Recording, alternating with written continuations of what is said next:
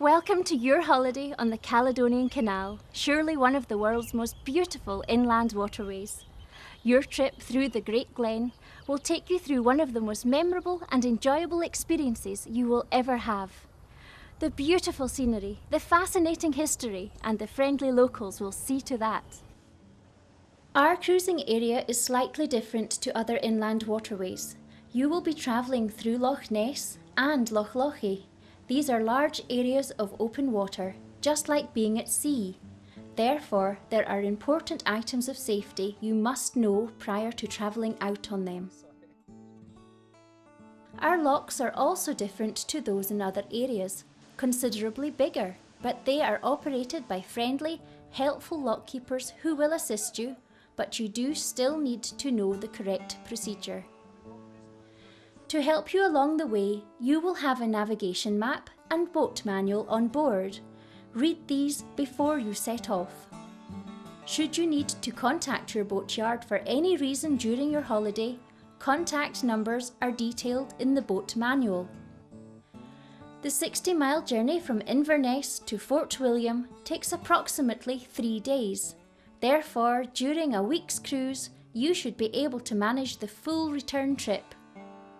From Easter to the end of September, the canal is open 7 days. At other times of the year, it may be closed on Sundays.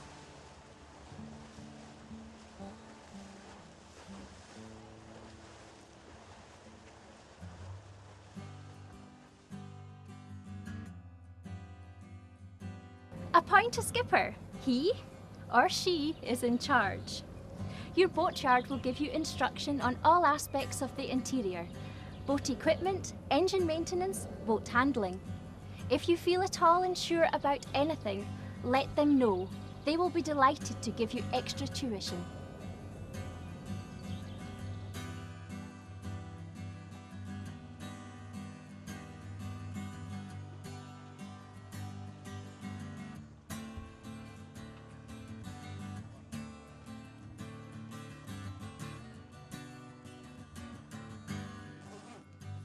Before leaving the boatyard, make sure that everyone on board has a correctly fitting buoyancy aid and that everyone is wearing sensible shoes.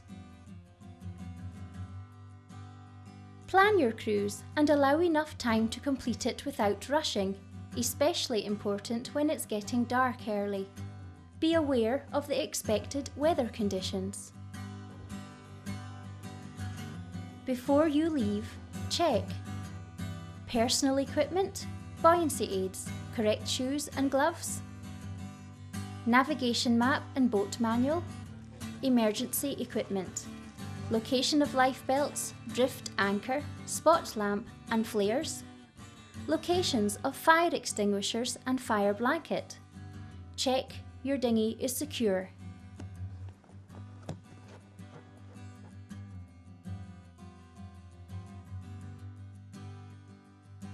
So we're ready to leave.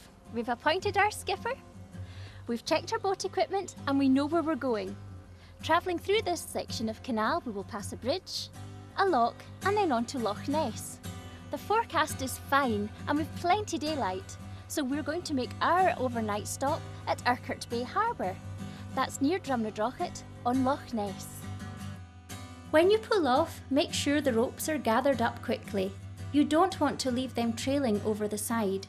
It could get caught around the propeller and cause your engine to cut out.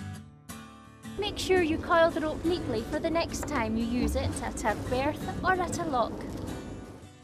The banks of the Caledonian Canal are rocky, so don't get too close to them. Stay about a boat width away. If you get too close, you might damage the propeller on the rocks, so keep well clear.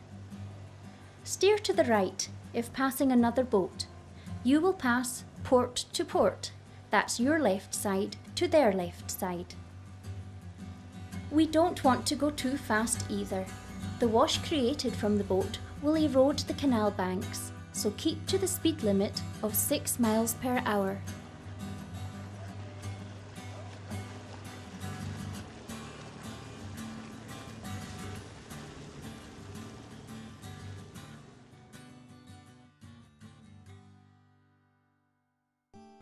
All the bridges along the way are manned by bridge keepers. They will indicate to you whether they wish you to pass through or if they'd like you to wait. If a vessel is approaching from the opposite direction, you may be asked to hang off for a few minutes. There is always a transit jetty nearby if you have to wait any length of time. This bridge will need to be opened, so approach slowly and look out for the bridge keeper. There he is. You can hear the bridge alarm sounding. This means the traffic is being stopped. Don't get any closer than 100 metres. Never try and go under a bridge.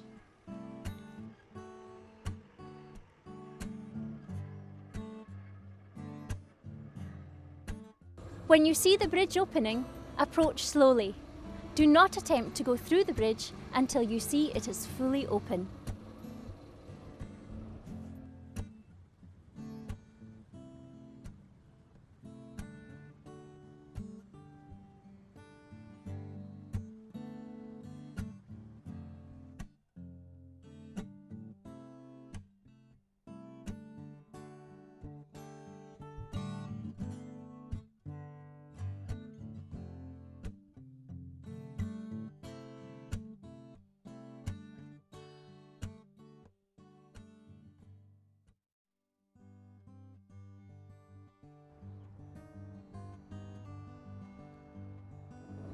Whenever you pass moored boats, always slow down. If you pass too quickly, you may cause damage to a boat or injury to a person. As you approach the lock, look out for the lock keeper. If you do not see him, moor up at the transit pontoon and go and look for him. He is never far away. The lock keeper will indicate which side of the chamber he wants you to use. Make sure your crew are ready with their buoyancy aids on. One crew member on the bow, that's the front, with the rope neatly coiled and passed under the rail, and one crew member at the stern, that's the back. If there are just two of you, then the skipper usually handles the stern line. Approach slowly, watch out for any problems. When entering the lock keeper will ask you for the bow line first. This will be neatly coiled and passed under the rail. If the wind is blowing from behind the boat, he may ask you for the stern line first. Throw the rope up to him. He will then pass it around a cleat or bollard and then pass it back to you. When you have the rope back, hold on to it tightly. The stern line is then passed up to the lock keeper and then back to the designated crew member who stands holding the rope.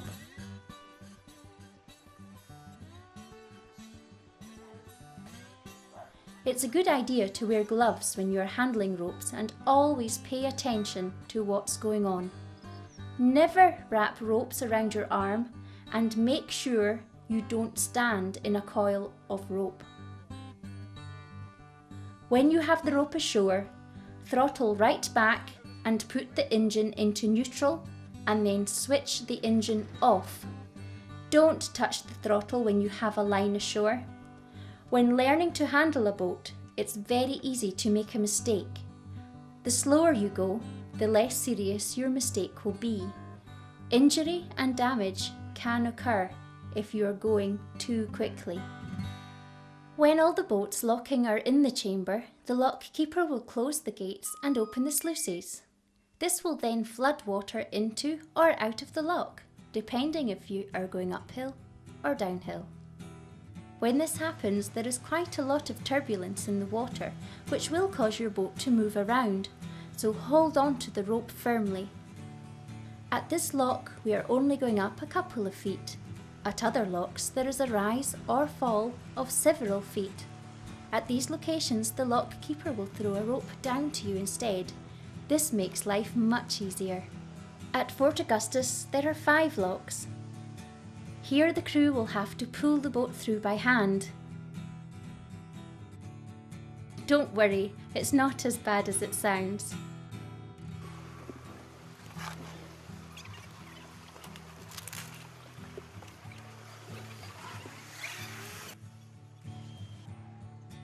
You will find the lock keepers very helpful and obliging, and they will always do their best to assist you along the way. When the lock gates open, keep holding onto the ropes. The skipper can switch the engine on, but wait until you are told to move off by the lock keeper. Before moving off, make sure both lines are back on board. Push off the bow from the side of the lock. Once through the lock, tidy up the ropes. Make sure they are neatly coiled and ready for the next time you need to use them. Always make sure there is no way the ropes can fall over the side.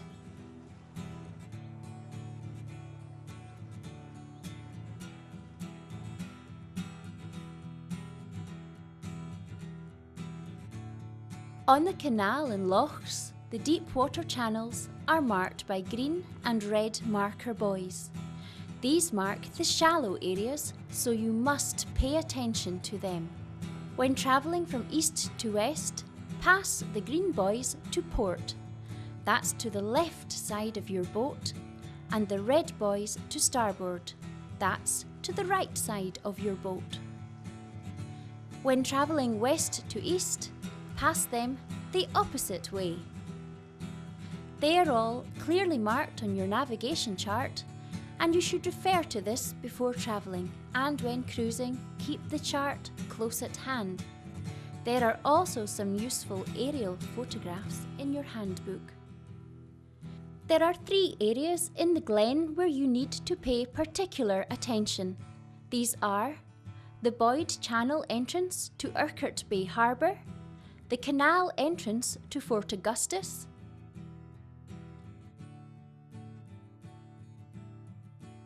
the buoyed channel through Loch Oich. Please refer to your handbook for additional information regarding these areas.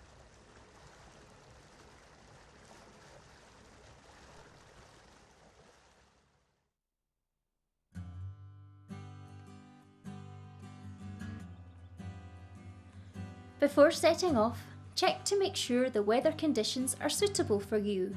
Loch Ness and Loch Lochy are big areas of open water, and they can get quite rough.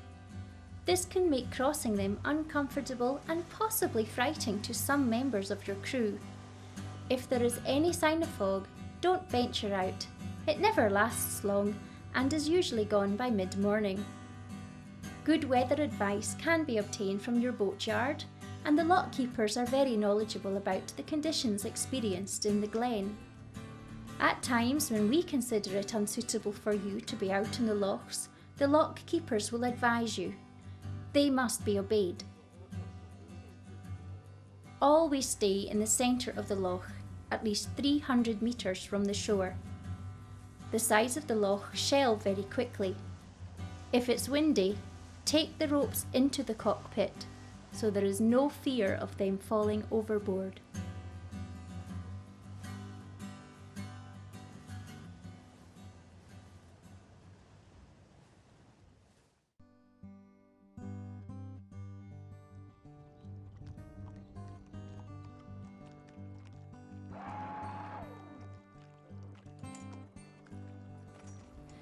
Much of your time along the canal, you will tie up to pontoons such as these. These are allocated throughout the canal system. Any jetties or pontoons which are private are clearly marked. Some are reserved for large commercial vessels which operate within the canal, so please pay attention to these signs.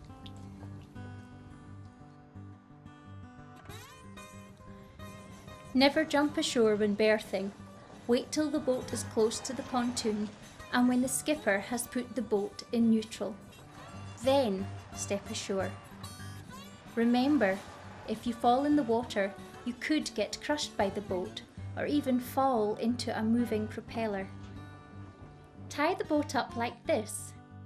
Bring the rope from the shore, through the cleat, back on board,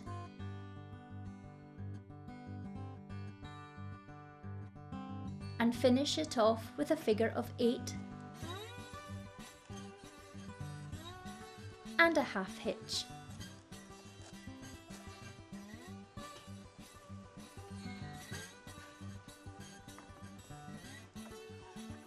tidy up the ropes. Make sure they are neatly coiled and ready for the next time you need to use them. When berthing at a pontoon, put a line ashore at the bow and stern. When stern berthing, use 2 stern lines.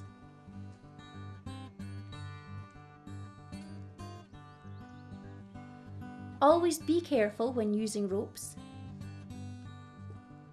Never wrap rope around your hand. This could cause a severe injury or create a nasty burn. Always wear gloves when working with rope, and always pay attention to what is going on around you.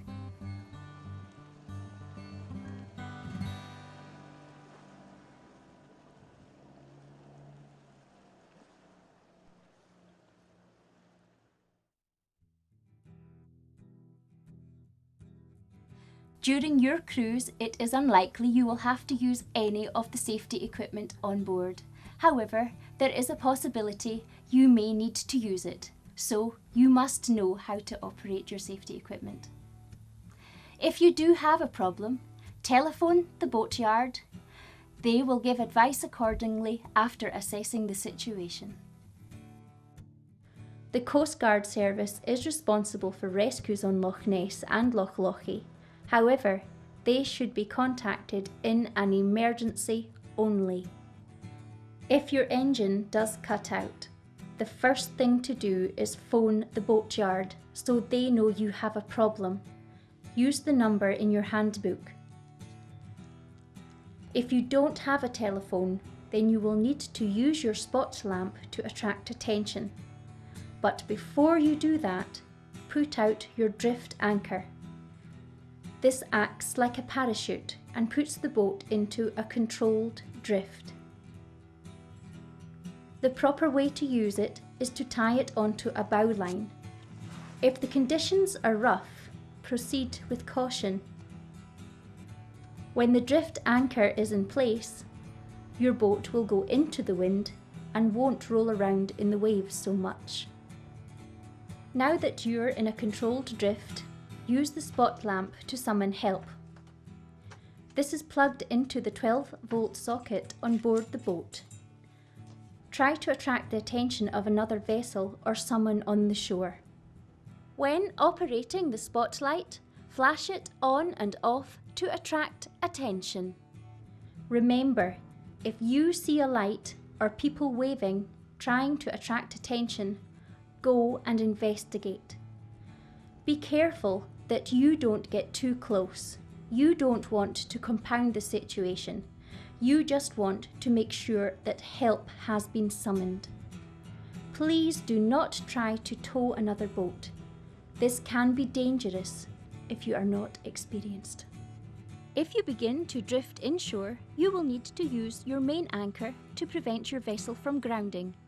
This is dropped over the bow, so you must be careful when deploying it. Pull the full length of chain and rope from the locker and lay carefully on deck.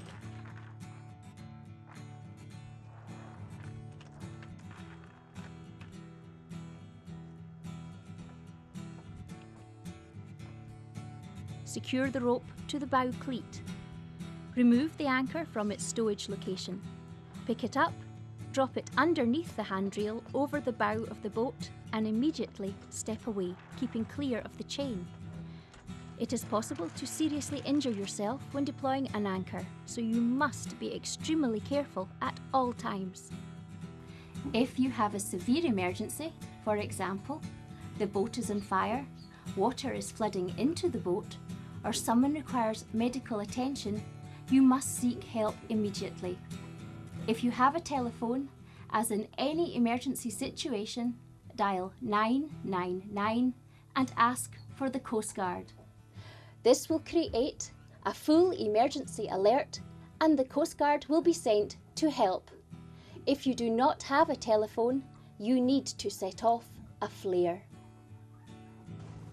To use a flare, follow the instructions on the side. Hold the flare at arm's length. You need to stand with the wind blowing away from you and with the flare as high as you can, so the hot ash can fall harmlessly into the water. You need to make sure the hot ash doesn't land on the boat.